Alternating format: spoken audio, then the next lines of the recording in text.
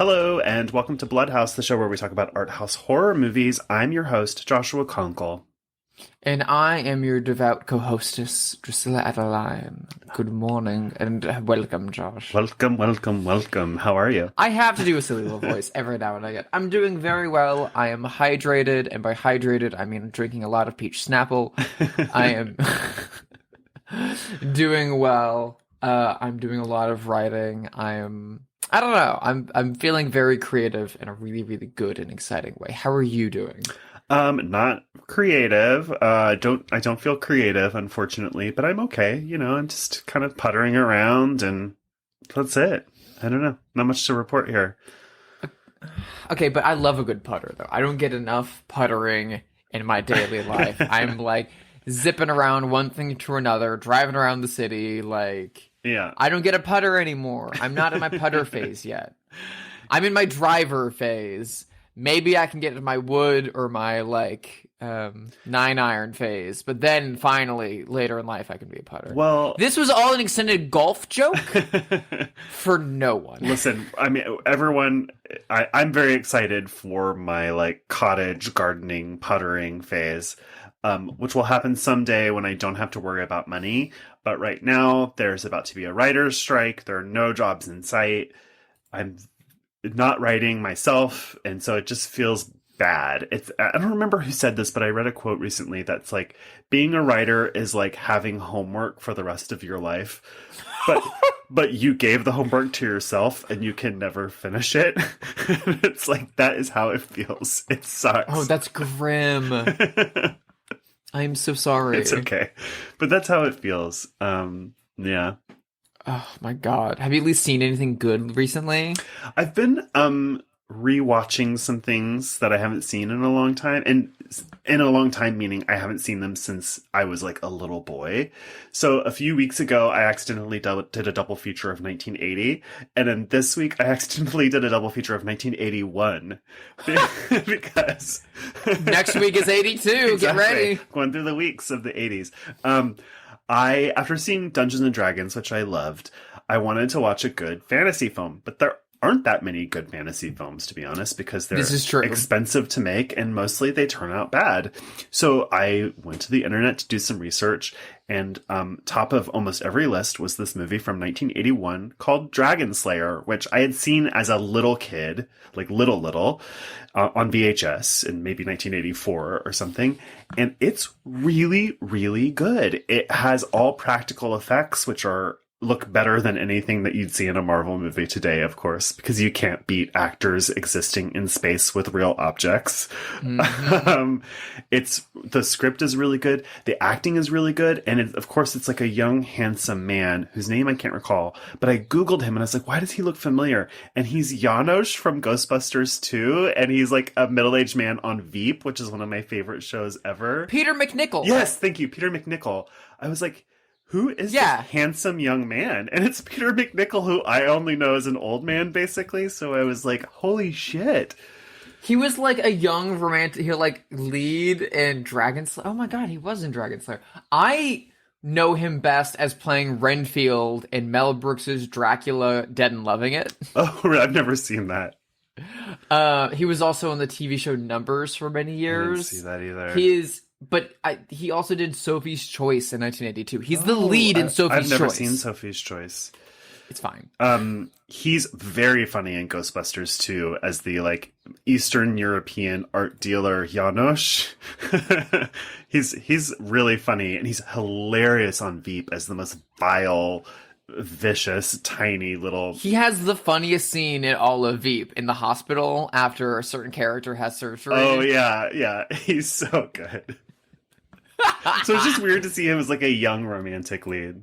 I did not know he was the lead in Dragonslayer. That is genuinely fascinating to me. It's a really good movie. It's very grounded. The dragon is basically the only magical element, and you barely see it, which is smart. It was really good. And then I watched another movie from 1981. So sometimes I get into these projects where I'm like, I'm going to watch every Jaws ripoff that I can find, or every Alien ripoff that I can find. And I decided to watch an Alien ripoff that I hadn't seen in a long time. I saw this once in 2020 in the beginning of pandemic, but I watched 1981's Inseminoid, which is one of the Alien ripoffs that's the best because it's the worst. It's British, it's gloopy, it's gross, it's so stupid, it is so funny. So I have had this movie for years on VHS under its US title, Horror Planet. Yeah. I found it at a thrift store in Chicago when I was in college. And I never watched it because I was like, this looks cool. And then when I got back to my dorm and read the back of it, it was like, alien rape. And I was like, nope. Oh, yeah. It's icky. It's really a trashy movie. And like, just like really sleazy. I mean, the title Inseminoid should kind of give you a sense. The poster for it is like a woman giving birth, her head tossed back, sweating and screaming as some kind of thing crawls out from her cervix. Cha-cha, yeah. Meanwhile, there are like two men in astronaut suits with like lights coming down from their heads, screaming at this thing that's coming. It's a very funny poster. It's a great It doesn't poster. look like a real. It looks like a fake thing that'd be in the back of like a Tim Burton movie. Yeah, like that's a joke. Or like a video store set in a movie where it's like they've made up trashy movies to be made fun of. It is that, but for real. And so maybe not for all audiences, but certainly for me. I say hang that poster in the Louvre. I love this so much. It's a blast if you have a stomach for really sleazy movies, which I do. And I loved it. Inseminoid, 1981. Speaking of movies that you're going to have to take a really specific steel stomach to see, I watched a movie this week that is described as, quote, one of the most disturbing films ever made. Boy, what is it? I will also say that I did not find it to be one of the most disturbing films ever made. Okay. But instead one of the most beautiful, tender, and erotic films ever made. Oh. Which says a lot about me, apparently. I know what this is. Go on. From Greece, from 1990, and from director Nikos Nikolaidis, Singapore Sling, a.k.a. The Man Who Loved a Corpse. Oh, that's not what I thought you were going to say. I thought you were going to say... What did you think I was going to say? Nekromantik. Oh, gross. I would not think that about Nekromantik. I've seen Nekromantik. I do not think that about Nekromantik. So Singapore Sling, for those who haven't seen it, was made in 1990 in Greece. It's one of the later films by Greek director Nikos Nikolaidis. There's 3 actors in the whole movie. It is shot in black and white. It is shot and styled like a 1940s film noir. It is like narrated from the perspective of a Greek man who is like, oh, I was following the case and it brought me to here and I never thought I'd find myself. So that kind of like film noir setup. Mm-hmm. But then he only speaks in Greek. The other 2 women, one of them speaks English and the other one speaks French and English. And it is 2 women who live alone in the middle of kind of nowhere. And this, like, gorgeous, like, crumbling estate. Very, Grey Gardens energy. Mm-hmm. They call each other mother and daughter. Okay. Despite the fact that they are different nationalities and about the same age. Okay. They're not that far apart in age. Uh-huh. But the one calls the other one mom and mommy. The other one calls the other one her daughter and little girl and things like that. And they play sexual games together. Mm-hmm. They play a little secretary game, and they murder people for fun and bury them in their yard. There's a lot of like BDSM and torture. She says that they haven't had as much fun since Daddy died, and you see Daddy is now mummified, like a 1940s Universal monster, like wrapped in bandages and sitting in a room full of chains. Meanwhile, she's like grinding away on the mummified body. And when this like Greek PI shows up looking for a girl that is dead and that he has fallen in love with on this case of trying to find this dead girl and trying to find out who killed her, he comes to their house, is immediately struck over the head by them, collapsed, tied up, and then becomes a part of their sadistic games. And, like, he's given an electroshock, and then, like, it sounds good. is nuts and fun and gorgeous. It is more beautiful than it has any right to be. Yeah. The frame is just packed to the gills with plants and foliage and chains and, like, crumbling wallpaper. It looks like a Fassbinder movie, or like a Joseph von Sternberg, Marlene Dietrich movie from the 30s.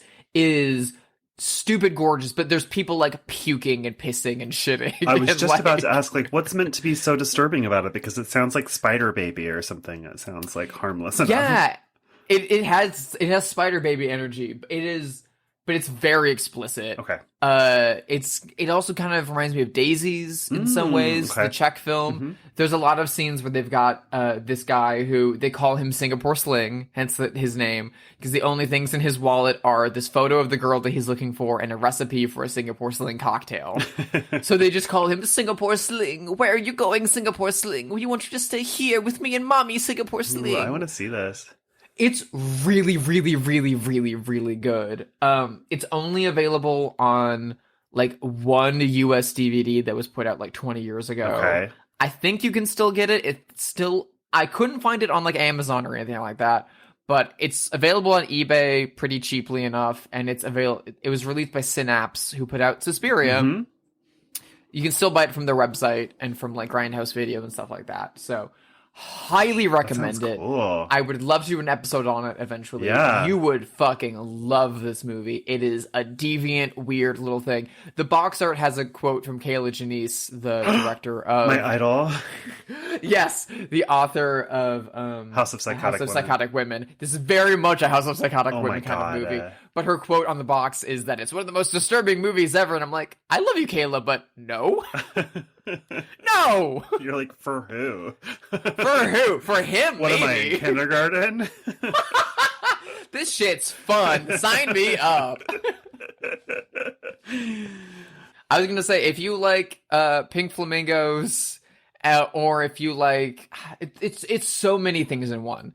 I haven't seen any review. Most of the reviews on Letterboxd are people giving it 5 stars or 1 star. So you're either going to be horrified and repulsed and, like, sickened, or you're going to be like, this is awesome. It's super fun. What's wrong with people? This is great. So yeah, if you can stand a little bit of fluids, I can stand a lot. The thing that it reminded me the most of was The Wild Boys. Oh, I love The Wild Boys. The Bertrand Mondico film. Yeah. And After Blue. So, like, if you like those movies, definitely go see Singapore Sling. I really hope a Blu-ray can be put out of it soon, because it is just super gorgeous. Super, super, super gorgeous. I really hope we get, like, a jam-packed special edition of it someday. That sounds cool. Hire me to do the artwork. Well, I see that Drew is taking a sip of her iced tea, which is the perfect time to announce our movie of the day. This is from 2019, directed by Rose Glass. It is Saint Maud. Dear God, your presence graces the air, and soon everyone will see. Hi, you Maud? Yes, hi. It takes nothing special to mop up after the dying. You're prettier than the last one. But to save a soul, that's quite something. Bless Amanda's body, and bless her mind, which is shrouded in darkness. When you pray, do you get a response? Oh, it's like he's physically in me. It's how he guides me. My little savior. Hey, I thought that was you. This is an A24 joint at the end of the A24 kind of 2010s house style, I would say. Has a 93% on Rotten Tomatoes. Even though they didn't produce the film. They did. They just the film they distributed acquired. It yes. feels like an A24 joint, though. This is the directorial debut of Rose Glass, and it stars Morfydd Clark as Maud, which is like the name of a swamp hag. Like, I can't believe that's a normal person's name. Like, what in the Celtic hell is that?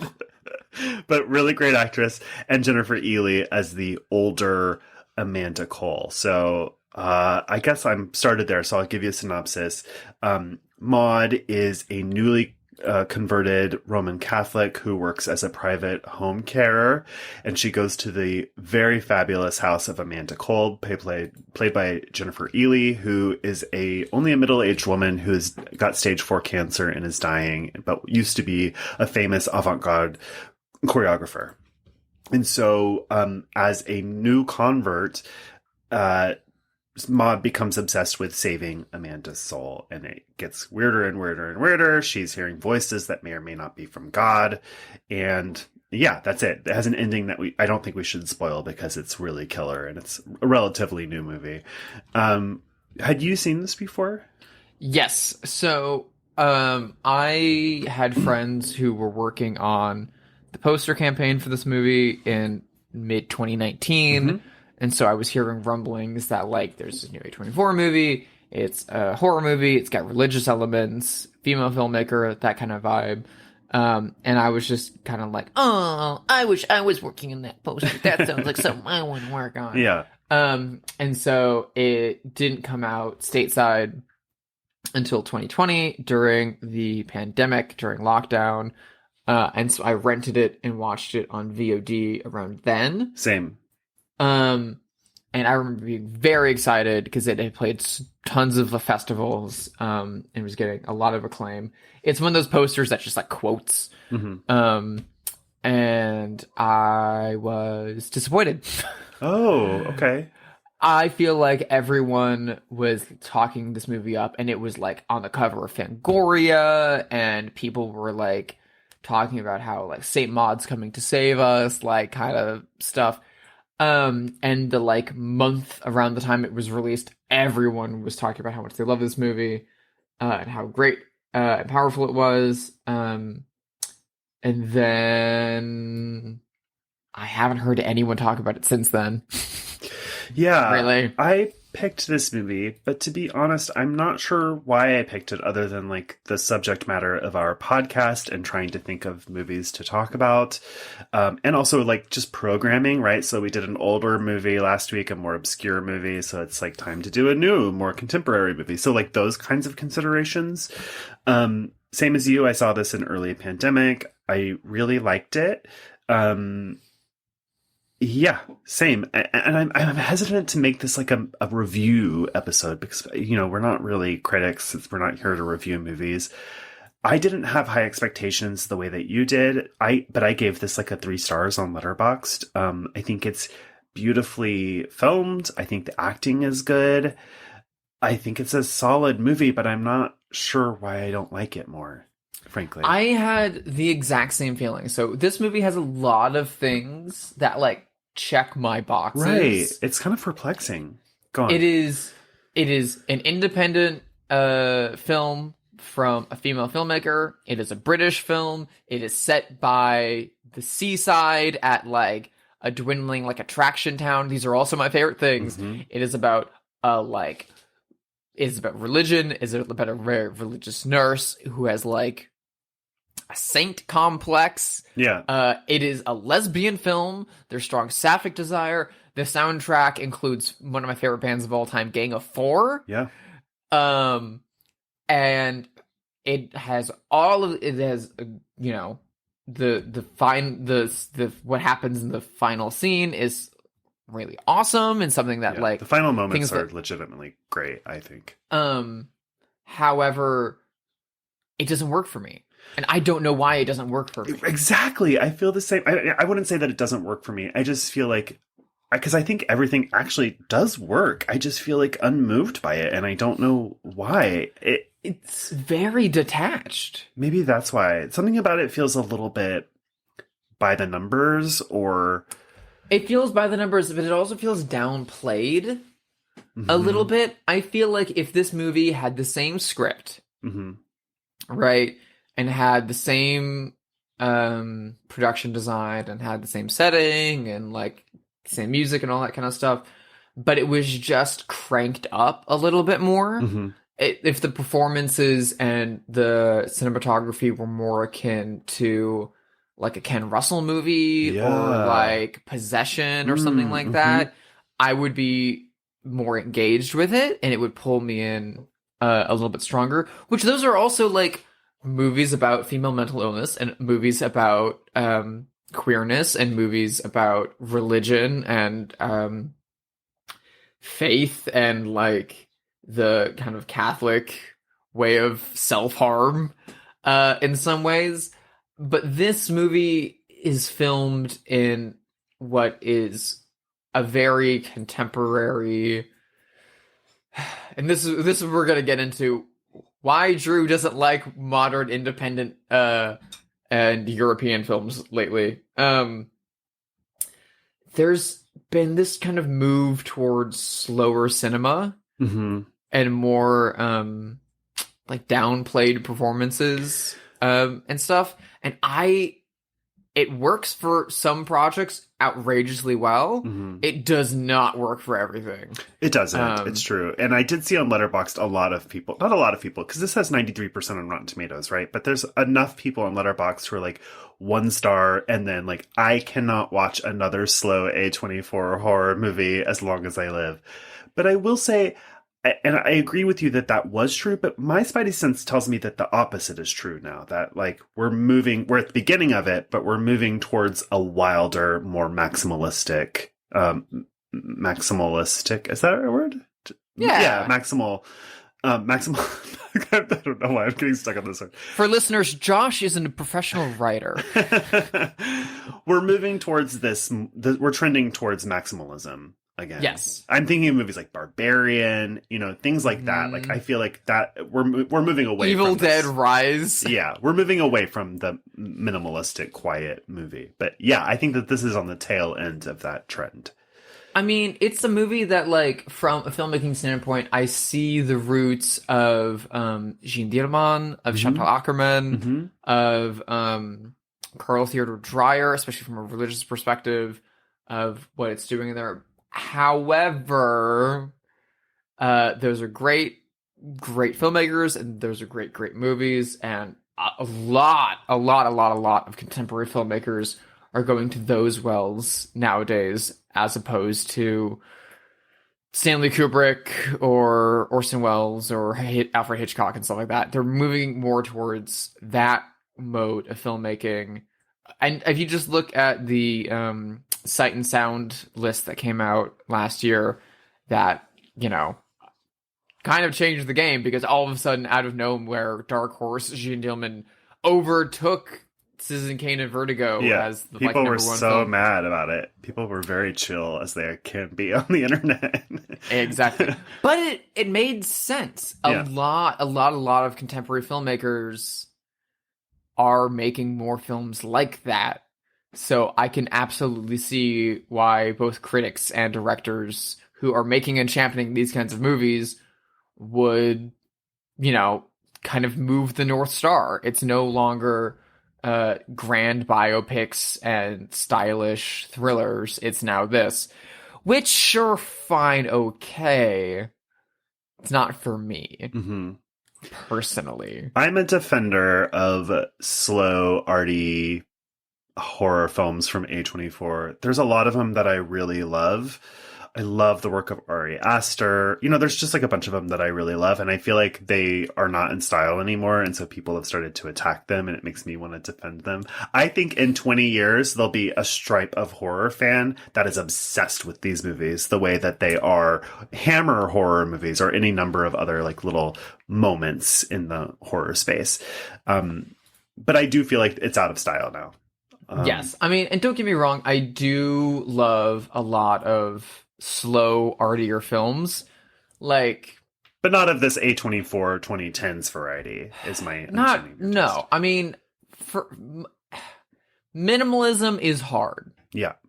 Minimalism, the whole thing about it is that it looks super, super easy. It is actually super, super, super hard. My favorite example of that being done well is Last Year at Marienbad. Last Year at Marienbad is a very slow, very minimal, very like oblique movie. That is the best version of that in my mind. The worst version of that is a lot of the these more contemporary A24 and Neon produced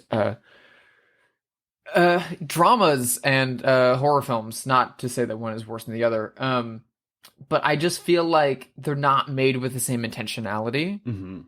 They're made with, oh, that works for some people and that looks easy.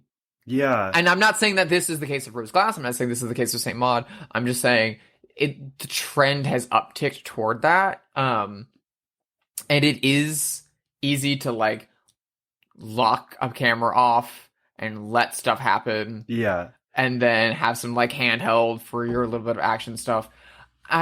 It's not enough for me. Well, it almost feels very restrained, as if the filmmaker is like, I'm going to be very, very thoughtful about every little micro choice, to the point where you're like, actually, it would be better if you just like made a big choice or like let it rip in some way. You know what I mean? Like, there's nothing about it that is propulsive, except for like the last 5 seconds, which fucking rule. The thing about being restrained in a movie period means that the audience has more time to think and more time to sit. And so you need to be more deliberate with your choices. You need to be putting more thought into everything the camera's doing, everything that the actors are doing, everything that's in the frame, everything that you hear, everything on the soundtrack has to be super important. The best example of this, Enys, which just came out from Mark Shankin, is a very slow, methodical, and very intentional, very arty movie. Every single thing that happens in it is extremely deliberate. Yeah. I don't get that feeling from Saint Maud. I don't get that feeling from a lot of these movies. Right. There's like a lot of moments where you're like, why is this shot upside down? Like, I get that it's meant to signal that, oh, that she feels weird or whatever, but it actually doesn't feel intentional. I think you're right. It just feels like this would look cool, you know? And it does. But it also there's feels a lot of empty. scenes of like her little like, after she is no longer taking care of the choreographer in hospice care, there's a long stretch of the movie where she's just kind of like a man without a country wandering around the seaside, not unlike last week's episode. Exactly.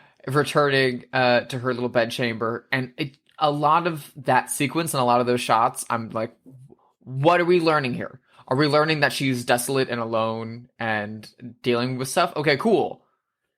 That idea has been conveyed. What is the next idea? I have ADHD, so like, granted, fair, but I don't know. I feel like someone could cut Saint Maud down to like a lean 45 minutes and it would be incredible. Yeah. I feel badly. I mean, this isn't meant to be a movie review podcast, but here we are. I'm worried that there are people that are listening to this that are mad because I know that people really do love this movie, and we're truly not trying to shit on it. It's just that not at all our reaction. What about the religious themes of this movie? Because I'm torn. Like, I think it's interesting to make a movie about saintdom and martyrdom rather, but I'm also. So the movie feels like it's trying to set it up so you don't know if she's hearing the voice of God, or you don't know if she has schizophrenia or some other mental illness. But it feels like it's setting that up in a way that's fake, because the movie clearly seems to be signaling that it's just schizophrenia. And I won't spoil. I would have preferred, I think, a version that's truly more of a mystery, truly more of a question. I wish it was more ambiguous. There's kind of an idea at one point throughout the film that whether or not she's hearing the voice of the god or the voice of the devil tricking her. And true. Yeah. It's, I don't know. Things like that it's really hard to make a conceit like that interesting to me. Because when you're like waffling back throughout the movie being like, is it God? Is it the devil? Right. Is it just schizophrenia? And you're just beating the same drum for quite a while. I kind of start to lose interest after a while. I would much rather, by not choosing one, you're not choosing anything, and then you're not diving deeper into any of those ideas. Mm-hmm. You're not saying anything more about religious fanaticism. You're not saying anything more about schizophrenia.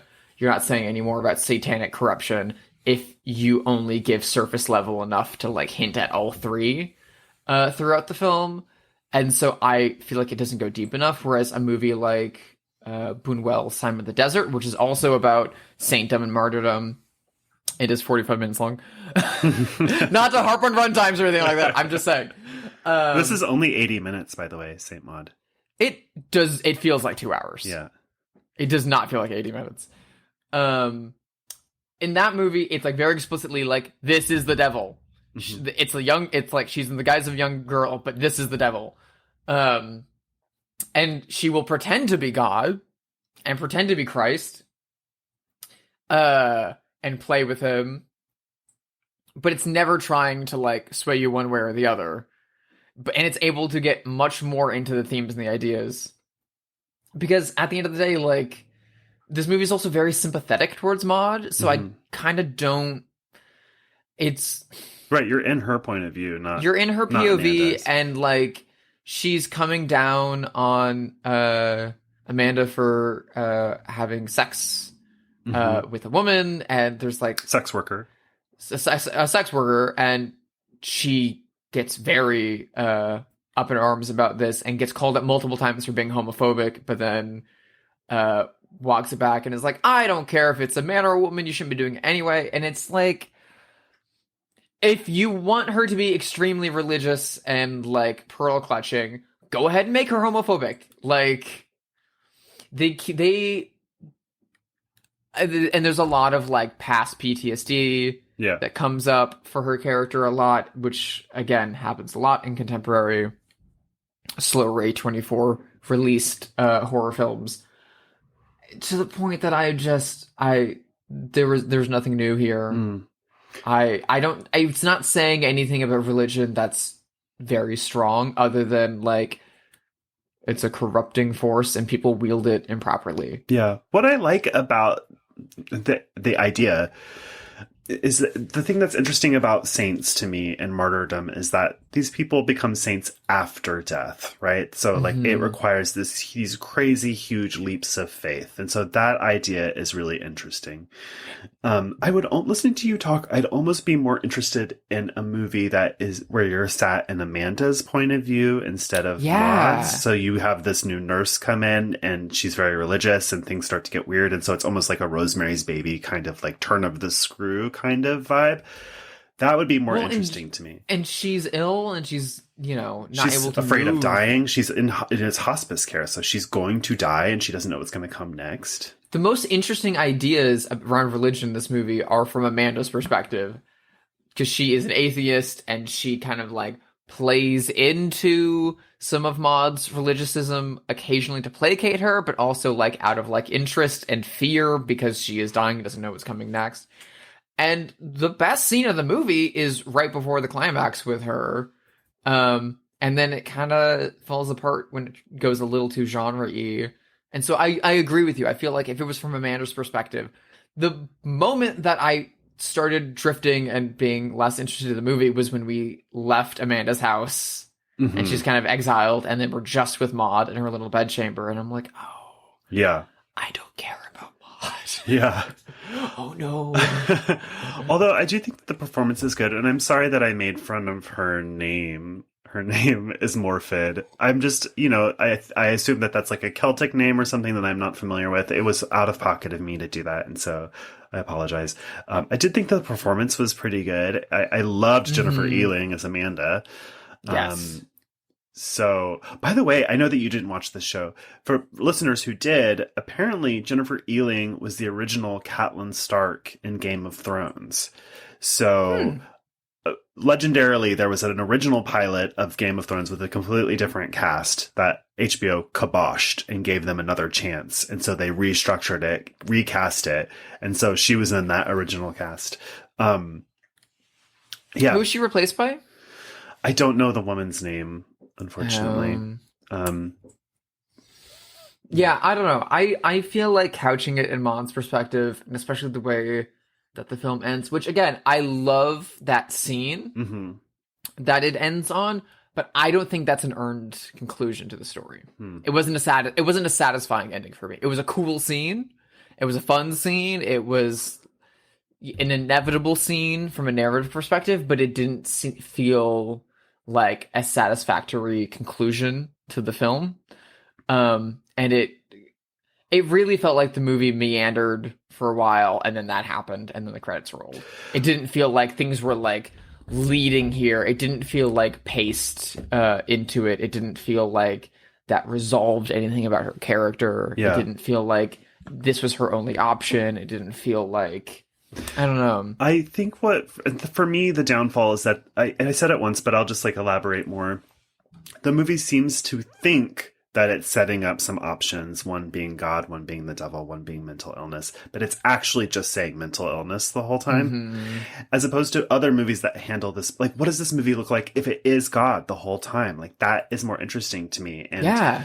It feels like the filmmaker is an atheist or an agnostic and like can't get out of her own point of view about it, because there are movies like Take Shelter or A Dark Song where it turns out to be God. And they were right the whole time. And I'm not saying that's the only choice that you can make, but it's more interesting because at least that's on the table. At least it's a real mystery that way. This feels like it's always mental illness. And like, I never really believe that it could be God or the devil. Yeah.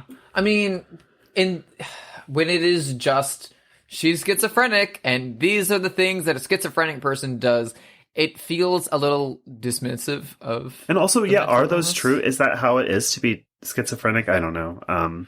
It just feels a little dismissive. Yeah. Yeah, a little bit. But then it also kind of has, as soon as you just lock into that perspective, it kind of takes on this kind of like snarky NPR perspective of like, all religious people are mentally ill, and like, there's a more nuanced way of having a more like, you can be even more like mean and vicious about religion by making it actually God or by making it actually the devil or something like that. You can say a whole lot more. And especially if you're couching it in Maud's perspective, you would think that the movie would be more overtly taking one of those sides. Yeah.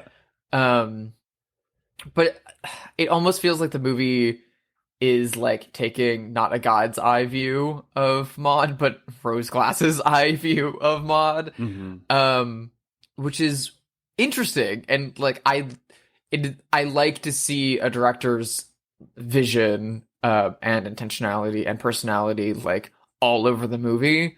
I like to see that, and that is something that I don't see enough of, especially in a world of like Marvel movies made by corporations and stuff like that.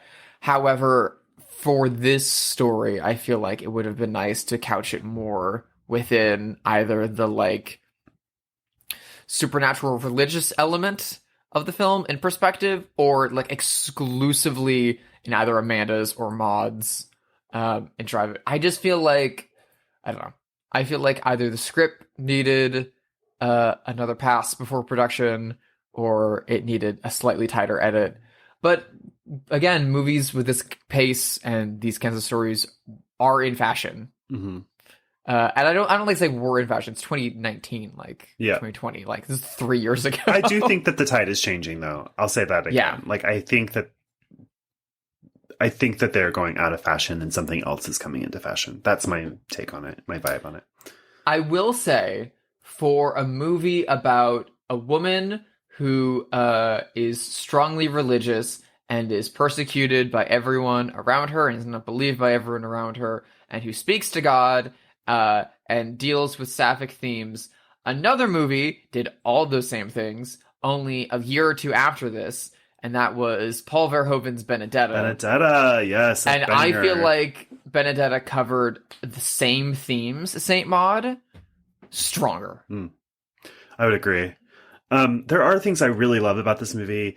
I love the house that Amanda lives in. Beautiful wallpapers, beautiful production design. And I also love a movie with like, there's a few instances of like parties full of rich, middle-aged, sophisticated artist types. And I love that. Listening to like post-punk. Exactly. Listening to Gang of Four. Yeah. I was just, my whole thing was I was watching those scenes and they're all from Maud's perspective of being like hating this and being like laughed at by all these people, kind of Carrie White style. Yeah. And I was just like, I want to be at this party. I know, it seems cool. I want to be in a fancy house in this part of England, like by the shore, hanging out in this gorgeous place, seeing a friend off, dressed very nice, listening to Gang of Four, and making fun of a religious girl. Yeah. Like, yes! Send me the invite. That's the kind of most interesting thing, and I've said it before, I guess. Amanda is more interesting to me than Maud is because she's incredibly sophisticated. She's an artist. She's a body artist. You know, she was a dancer and a choreography, and now at a very young age, her body is failing her and betraying her, and she's going to die because of her body. I think that's the most interesting thing about the movie. I would like to see a movie about that. Yeah. I don't really know what else to say about this movie. I know, and I feel like time hasn't been as generous to Saint Maud as other films from this era. Like I said, I'm looking at Letterboxd right now, and all the reviews are basically 3 stars. Yeah. People watched it when it came out and were very excited by it because it was, again, giving more of what people wanted after Hereditary and after It Comes at Night and films like that. But I just feel like it's not enough to keep the trend alive, to keep the audience hungry. Yeah. I cannot see a collector's edition of Saint Maud being released 20 years from now. Like, I don't see it'll many be in a essays. box set. It'll be in like a Kier Janice type box set of like obscure curiosities for people who are completionists about one thing or another. And it's a good one. I'm one that I'm so glad that it has fans, and I'm so glad that it does exist. Because I want more female-directed horror movies about religious fanaticism. Please, there's not enough. Mm-hmm. And I feel like Saint Maud is like a good stepping stone, but it's not the final word. Yep. That's a very generous final statement, I think. And if you're listening to this and you love Saint Maud, we're sorry we didn't pick it to jump on it. I just picked it thoughtlessly because it fits in our category. And I honestly hadn't thought of it since 2020. And so I was like, oh, okay, cool. And then we watched, and then it was like, oh. Yeah. And it's not, I don't think it's a bad movie. I think it's like a fine movie. Yeah. That's, listen, let's just pivot and talk, play our favorite game. Have they seen it? The game where we speculate wildly whether notable figures have seen this movie. This is somebody else with a crazy Celtic name. This is somebody who could have starred in this movie in a parallel universe. Do you think Saoirse Ronan has ever seen this movie? I think she definitely saw it. I think she liked it a lot. I know Kristen Stewart is going to be in Rose Glass's next film. Ooh. Which I think is also being distributed by A24. So yeah, I think Saoirse Ronan has absolutely seen it. I'm excited to see another movie by Rose Glass, I'll say, by the way. I think this is a pretty good directorial debut. I mean, I don't think it's a bad movie. I would gladly see another movie by her. I think she's got a good eye. Oh, okay. I have one.